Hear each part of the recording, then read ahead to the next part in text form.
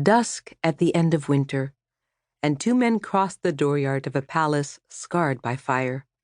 The dooryard was a snowless waste of water and trampled earth. The men sank to their ankles in the muck, but they were speaking intently, heads close together, and did not heed the wet.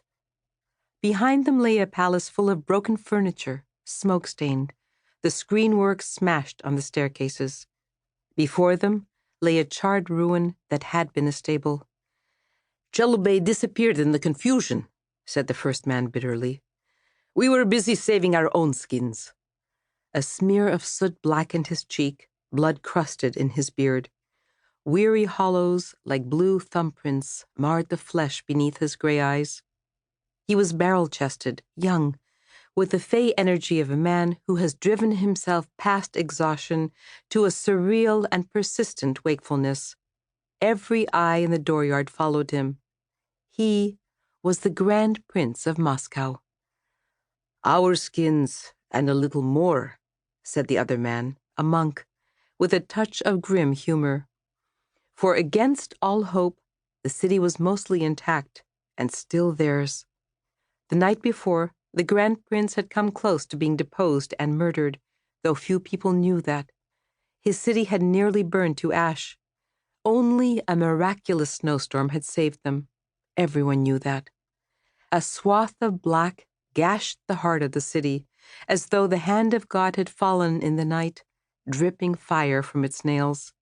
"It was not enough," said the Grand Prince. "We may have saved ourselves, but we made no answer for the treachery."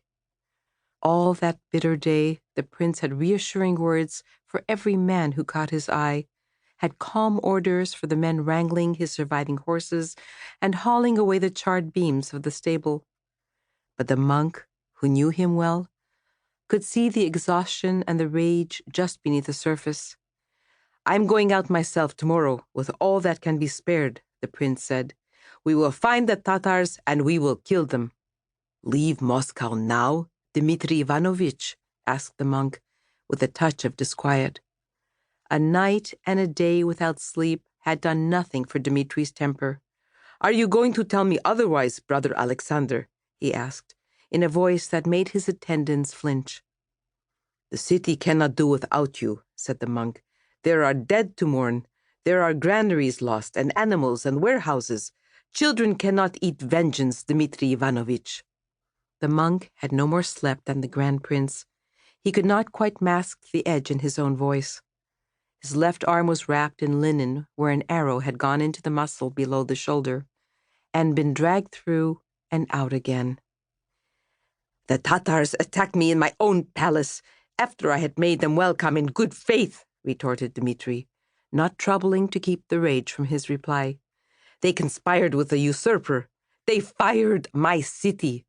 Is all that to go unavenged, brother?"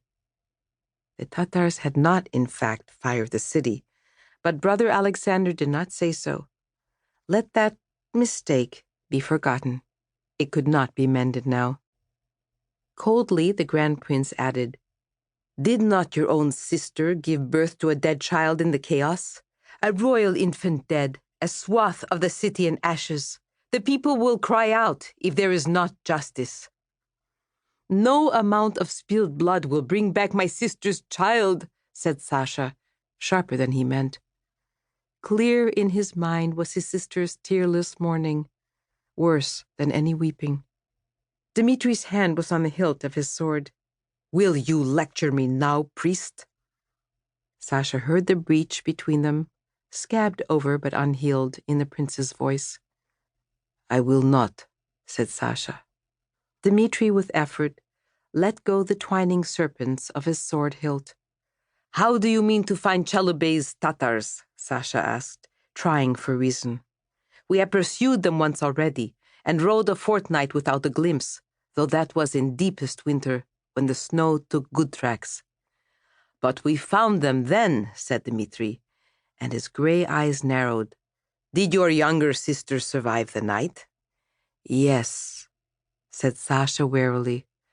"Burns on her face, and a broken rib, Olga says. But she is alive." Now Dmitri looked troubled.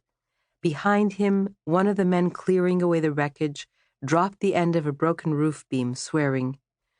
I would not have come to you in time if it weren't for her, Sasha said to his cousin's grim profile. Her blood saved your throne.